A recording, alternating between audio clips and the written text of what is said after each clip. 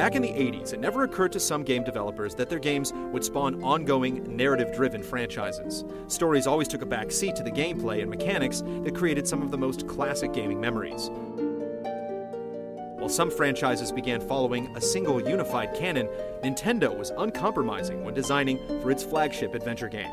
For Shigeru Miyamoto and his team, the world you were playing in was far more important than the reason you were playing in it. Series canon was an afterthought to the game concepts that would power each new Zelda release. Following this philosophy, Link was redrawn for a new generation, bringing a tidal wave of new lore that forever altered the stories Zelda timeline theorists had grown to love.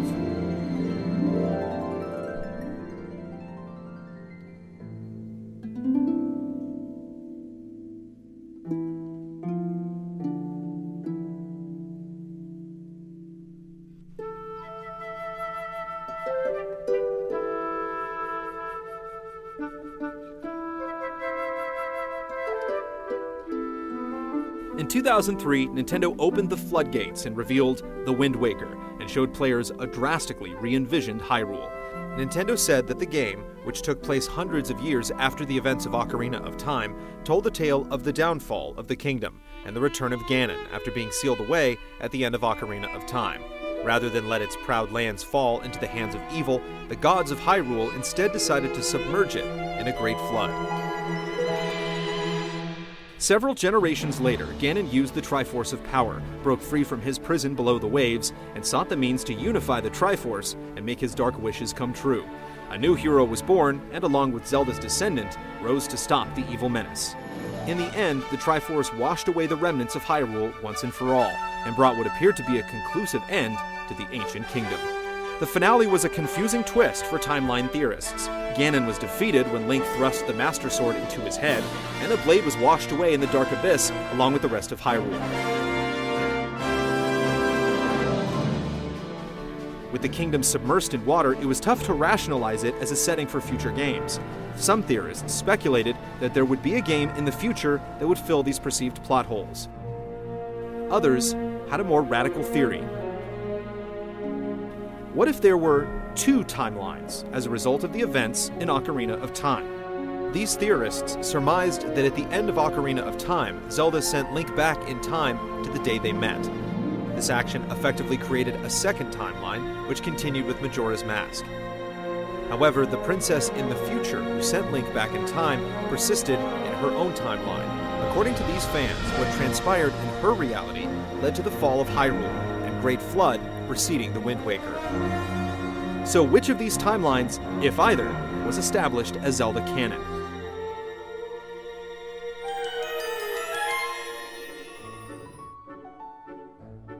An interview with the minds behind The Legend of Zelda proved to be elusive. Eventually, they were questioned on the series canon following The Wind Waker, in which they confirmed there were indeed two parallel timelines in the Zelda universe. However, most of the development team only spoke Japanese, so their remarks had to be translated into English. At the time, Nintendo of America had a shady track record with its localization, so some doubted the accuracy of their answers regarding these two timelines. 2004's Four Swords Adventures for the GameCube was a continuation of the story in Four Swords. Vati broke free from his imprisonment within the Four Sword, and it was up to Link to defeat the Wind Mage once again. After finally confronting the villain, Ganon emerged from the shadows and revealed himself as the true culprit. Teaming up with Zelda, Link thwarted Ganon's scheme and restored peace. The numerous references to Ocarina of Time and A Link to the Past made for yet another undecipherable puzzle for timeline theorists and made them question, once again, if an overarching timeline truly existed.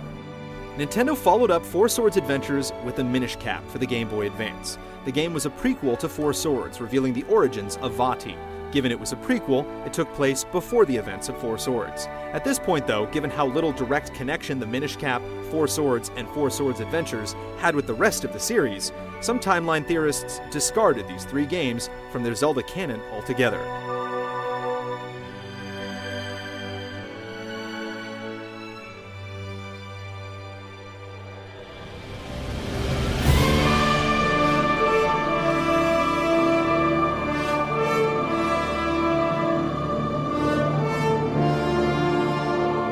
The the ongoing Legend of Zelda took a dark turn in the events of 2006's Twilight Princess.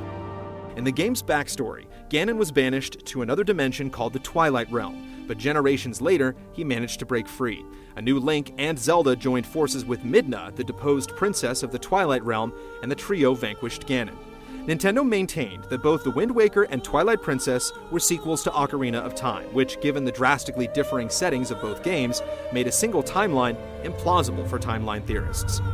Supporters of the split timeline were vindicated when Eiji Onuma came forth after the game's release and confirmed once and for all that there were two Zelda timelines. The history of Hyrule forked in two different directions at the end of Ocarina of Time.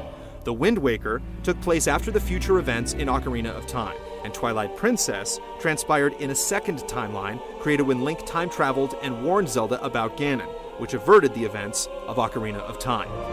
The confirmation of a split timeline solved many of the problems that had stumped theorists, but the timeline placement of games like A Link to the Past and the original Legend of Zelda remained elusive.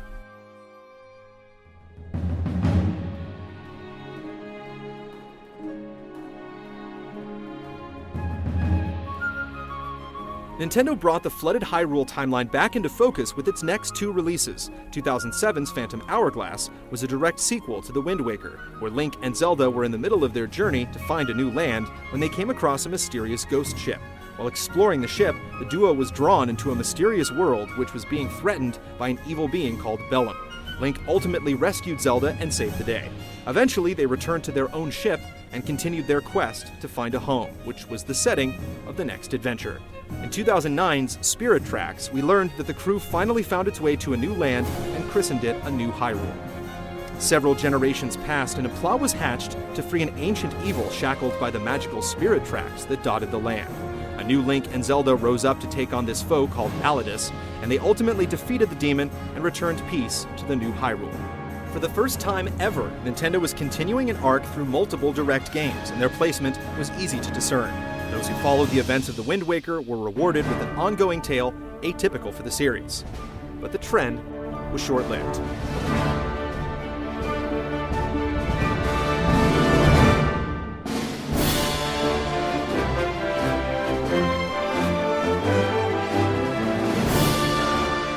In 2011, Nintendo released the latest entry in the series, Skyward Sword.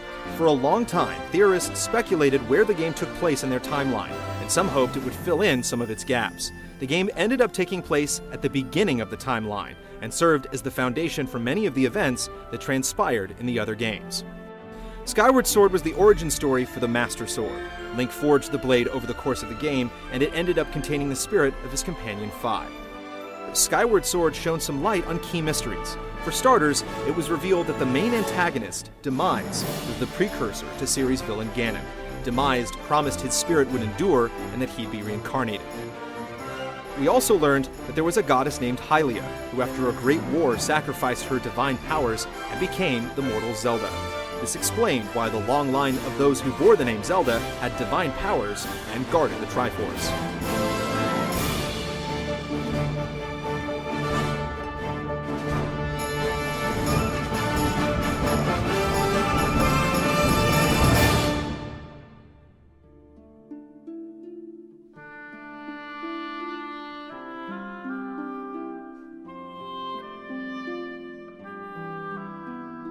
Skyward Sword marked the 25th anniversary of The Legend of Zelda.